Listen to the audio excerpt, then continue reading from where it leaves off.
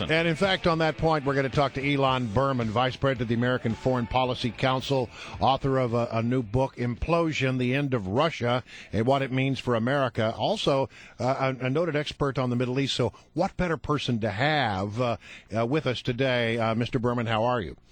Oh, good to be here. All right, so we start off, Vladimir Putin has the temerity to take to the op-ed pages of the New York Times and say that Americans are not exceptional. Was this, there's a lot of other things he says, that's just the one that sort of stands out. Was this helpful at all to the ongoing discussion? No, it's certainly helpful for the Russian position. It's not helpful for our discussion. But you have to understand where Putin is coming from.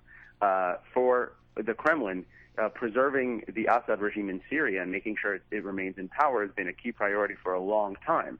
Syria provides Russia with its only naval access to the eastern Mediterranean. Syria owes its major client state, it owes Russia something on the order of $13 billion in military debt.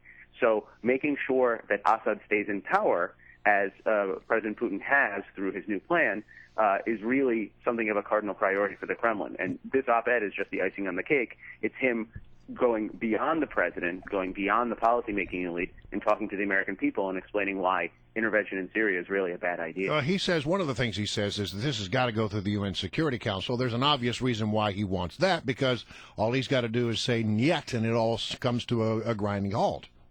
No, exactly right. And by the way, for historical accuracy purposes, it's useful to remember that when he invaded Georgia a few years ago, he didn't ask for UN Security Council authorization. No, he didn't. So it's a little bit of a double standard. But from his perspective, I think it's shrewd bargaining, because on the one hand, he understands that the White House didn't have much of a military plan with regard to Syria. Yeah. The type of messaging coming out of the White House was garbled at best.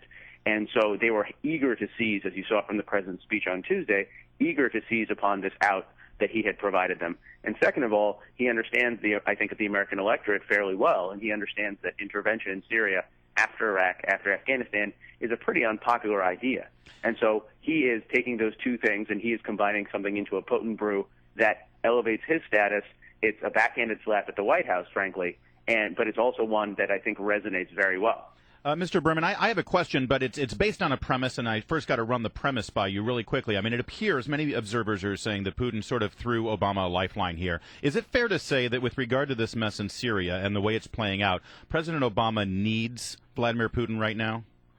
Oh, absolutely. I Okay. mean, I think the takeaway from Tuesday night's address that the president gave was that he owes Vladimir Putin big time. Yeah, so based on that premise, Mr. Berman, I mean, if you look at the events of over the last 6 months leading up to this latest development, we've had a hostile stance toward Russia. I mean, just recently, the president was very upset about new laws that are seen to be very hostile toward gays and lesbians in Russia, and what the international ramifications are of that. But also, we've been very upset about Russia's giving asylum to Edward Snowden. We're very upset with Russia not being strong enough with our attempts to get Iran to not move toward a nuclear weapon. At this point, have we lost any kind of footing with Russia in terms of all of those issues we've had with them?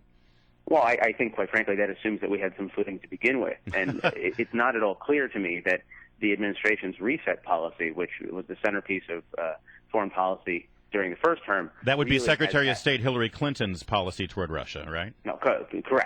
And by the way, one that's carried over into the second term, but it's not doing well, and it's really on its last legs.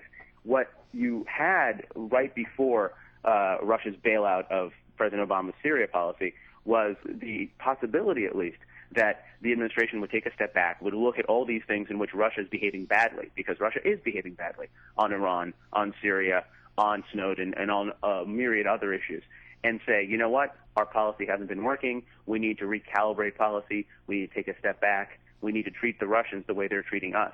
And now there's far too little appetite for introspection, because the Kremlin has managed to bail out the president on Syria. But we're going to be dealing with a man and a country that does not have our best interest at heart, who has us sort of against the ropes right now, who seems to be driving the truck when it comes to foreign policy.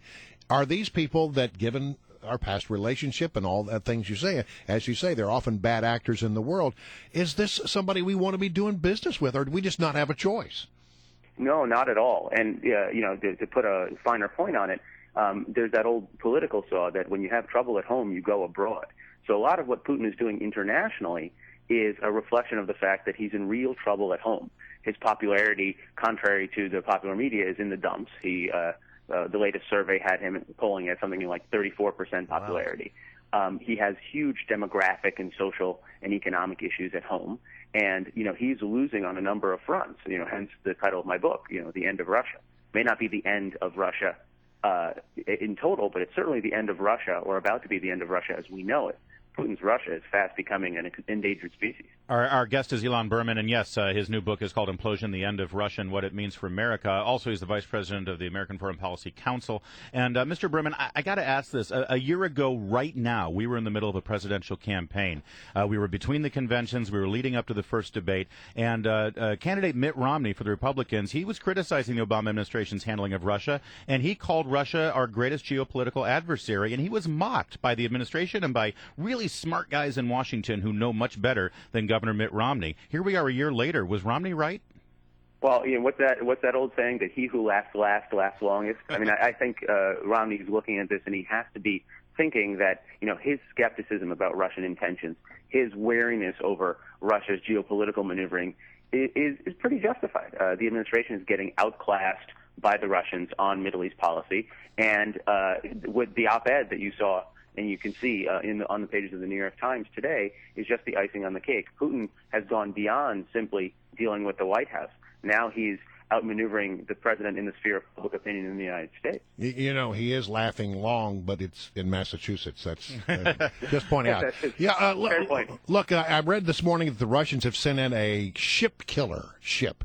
They have a ship designed to kill other ships, and they're also sending out a sub killer into the eastern Mediterranean. What would the purpose of those particular military devices be? Well, quite simply, deterrence. I think the Russians probably are not eager to use those, certainly against the United States and against our... But it's sort of a provocative act, isn't it?